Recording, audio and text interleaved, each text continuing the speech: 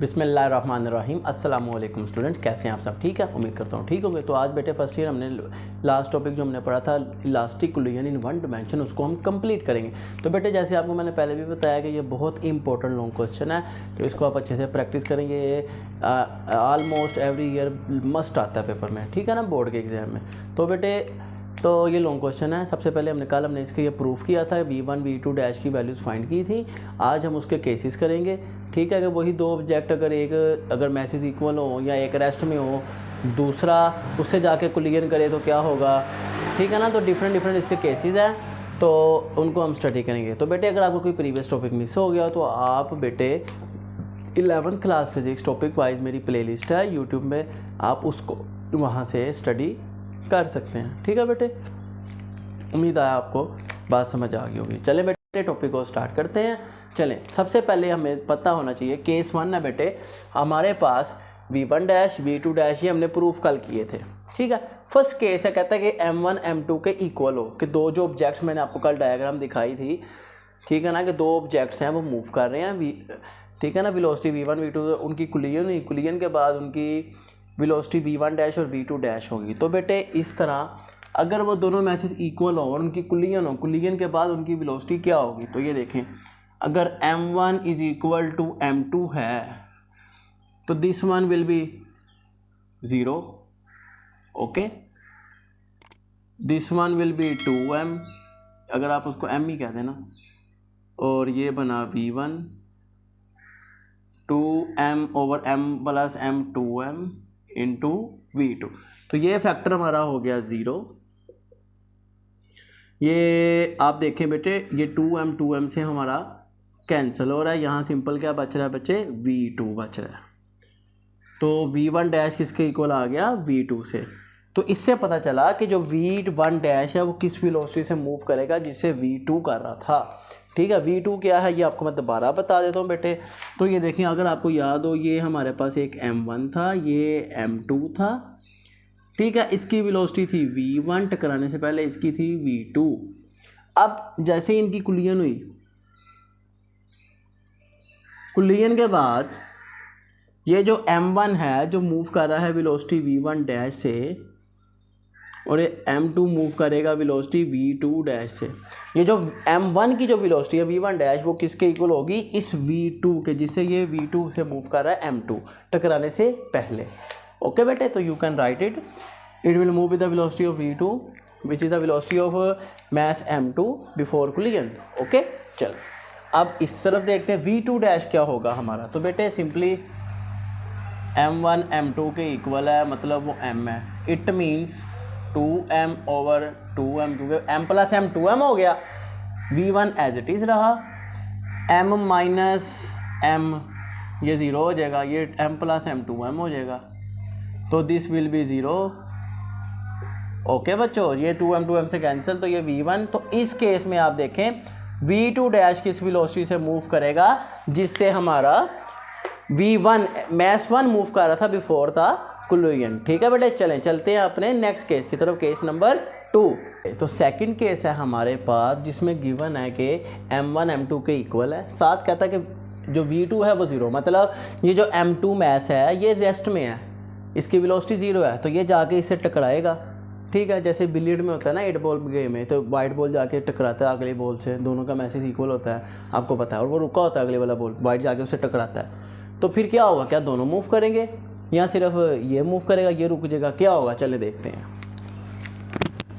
तो सबसे पहले V2 0 है, केस में हमारे पास कहता है M1 M2 इक्वल है और V2 रेस्ट में है, इसका मतलब ये 0, और ये M plus M V1 2M plus M, और ये V2 हमारा 0 है, इसका मतलब ये पूरा फैक्टर 0 हो जाएगा।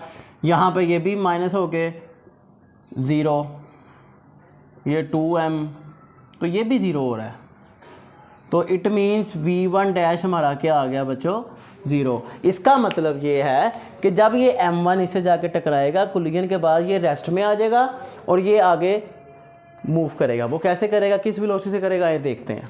चलें, इस केस में हमारे पास ये है सेम इसी तरह M1 M2 के इक्वल है 2M M plus M M minus M m plus m v2 0 है, ये भी 0, यहाँ पे 2m ओवर 2m, ये 2m से कैंसिल, तो v2 डैश के आया बेटे हमारा v1 के इक्वल।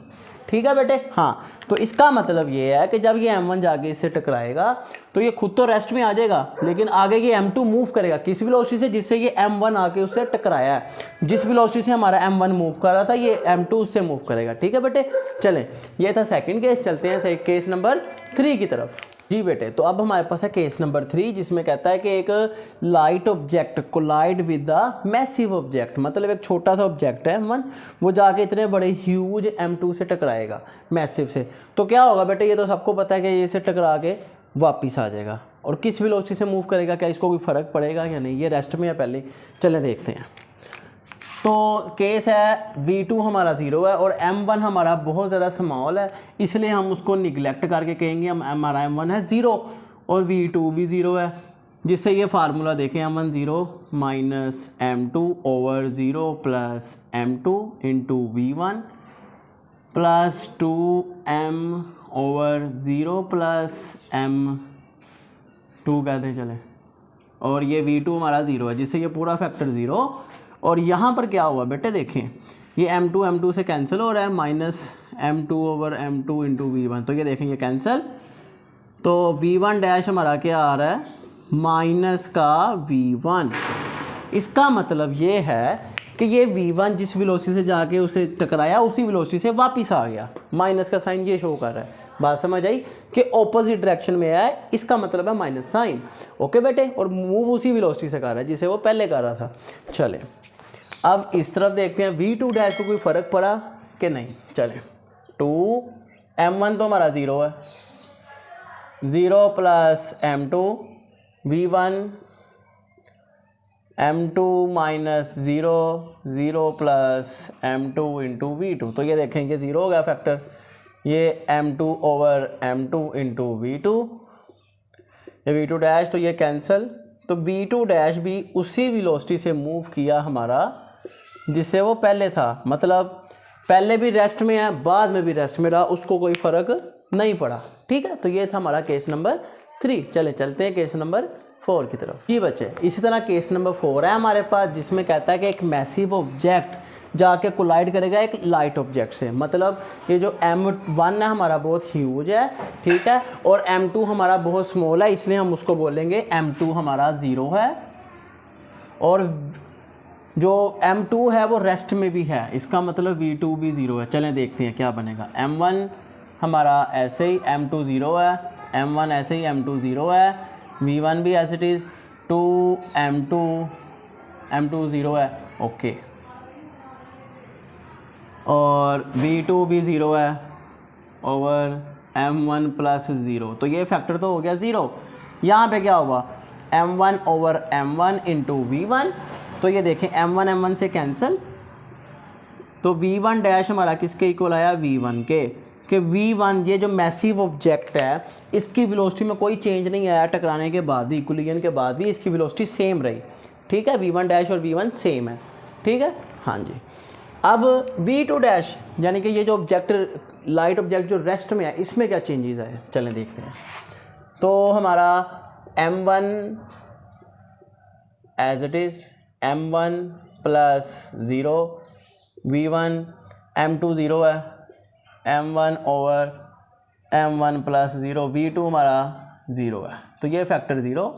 इधर 2m1 over m1 into v1 is equal to v2 dash, तो ये देखें m1 से कैंसिल, तो ये जो हमारा लाइट ऑब्जेक्ट है उसकी वेलोसिटी क्या हो जाएगी, 2 टाइम फास्टर हो जाएगा, किससे, इस v1 से।